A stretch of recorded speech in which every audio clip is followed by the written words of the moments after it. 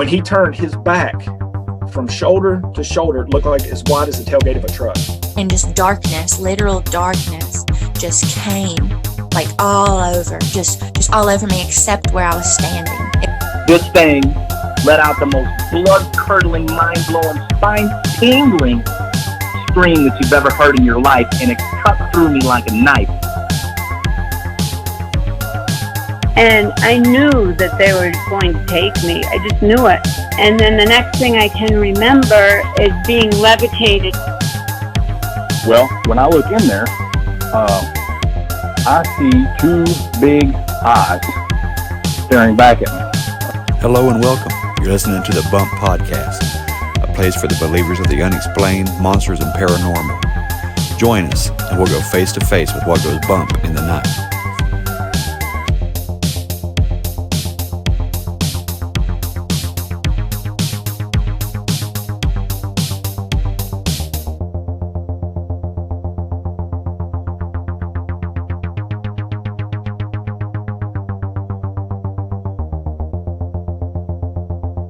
And in your email, you said there's like what, 13 acres of land behind you? Oh, yes.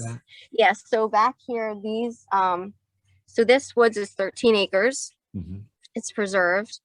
And I'd love to know what you think about this, but they say it's preserved to preserve a endangered turtle. Oh, yeah. Okay. Yeah. What do you think? I don't think, I mean, that's a nice story, but I think there might be more going on with these woods than they're telling us. Yeah, I think so too. Yeah. We have I feel like they're special. They probably are. And I don't want to like encourage you to do something that, bite off more than you can chew, but go ahead. Have you ever like went in the direction of those lights? Have you ever walked back in those woods and explored or anything? Not, you know what, yesterday my husband did. We were out here doing fire pit and we heard these birds going nuts. It sounded like they were having some sort of fight. Maybe they had bets placed on it. That's how intense it was. What's going on back there? So we heard this really loud call, and my husband was afraid it might be like a hurt hawk or something. So he actually did walk back there actually last night, and he said once you get back there, he wanted to come back, stick up very quiet, and he said all he saw were like the leaves around him. But we were talking last night that we would like to kind of venture back in there. Yeah. And if I do, I'll bring my cell phone, because if it gets weird, I don't know if I'm sure you know David Pilates. Oh yeah. Yeah. You don't want to go missing. Yeah. Yeah. But he's got a great show out right now on YouTube, or he has for a while, Can-Am Missing. Mm-hmm. He's got a Can-Am Missing channel on YouTube that he's puts show like every week or so. And he said, if you ever feel weird in the woods, take your phone out, film all around you, and film the sky. So I'm going to take my phone with me and do that if I feel weird back there. Yeah, absolutely. I'm not buying that turtle story. I don't know about you, but yeah. If you have the battery life, I would say have your phone on and recording. Yeah. Your entire experience. Yeah. If it's 20 minutes, it's not going to hurt. If it's an hour, your phone might it might suffer a little bit, but you never know what you don't catch that might be out there. You're right. And the phone might catch because our eyes are not always seeing everything. Right. Yeah, we have this, and regardless, you might never see it, because I feel like there's things going on that are just out of our spectrum of vision completely. Oh, absolutely. Yeah. Absolutely. I don't know. Yeah, it's exciting. We live in a magical world. We really do. That's what I was telling my daughter. She's into Dungeons and Dragons and stuff like that. I was like, if you think that's cool, you should check out reality. Yes, absolutely. And I don't think it's any coincidence that we're all stuck in 9-to-5s and we're so busy that we don't have time to really explore very much. Yeah. And then sometimes when people do, just for a weekend, they experience some pretty crazy things. Yeah, that's all it takes is getting outside. That's why.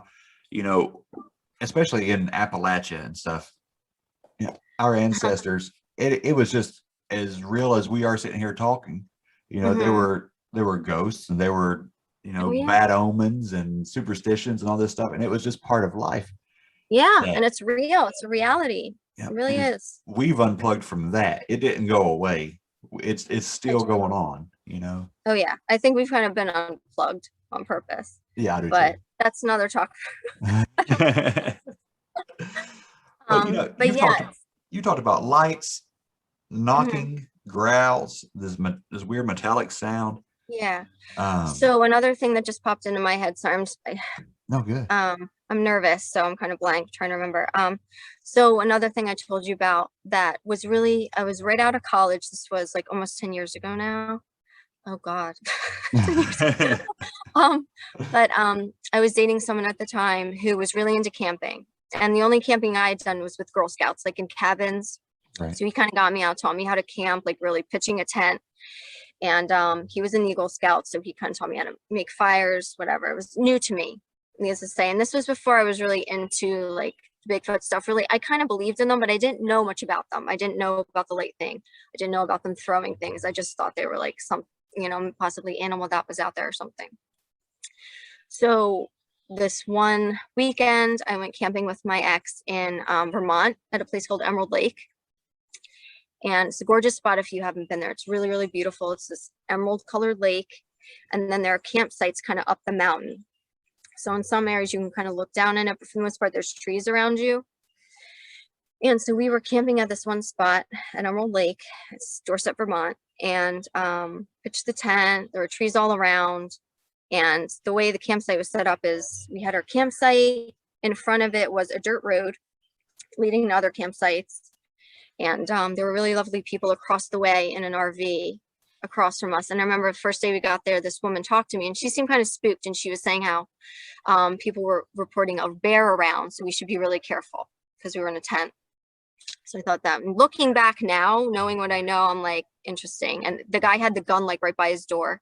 Right. So now kind of thinking back, I'm wondering maybe there's a little more to this bear thing. Maybe it wasn't just a bear. Yeah. So we're camping, we pitch a tent, and the way the tent was set up is it was like kind of perfect for what happened, really, from their perspective. It was trees, and like I said, the campsites are kind of up the mountain. So really, if you look down, you're looking downhill, and it's just trees. So the first night we go to bed, and I'm getting super uncomfortable because we're laying there, and there's stuff hitting the tent consistently, quickly, and hard.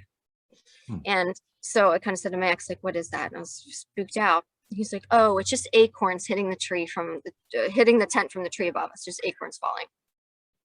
And in them, like, I didn't know. He's the Eagle Scout. What do I know, right? So I'm kind of thinking like, right. Okay, I kind of have to take his word for it. But in my gut, I'm like, that's not acorns. That just doesn't make any sense because they're hitting hard. I even said to him, I'm like, they're hitting really hard. Are you sure? And he's like, I thought there might be somebody messing with us. Right.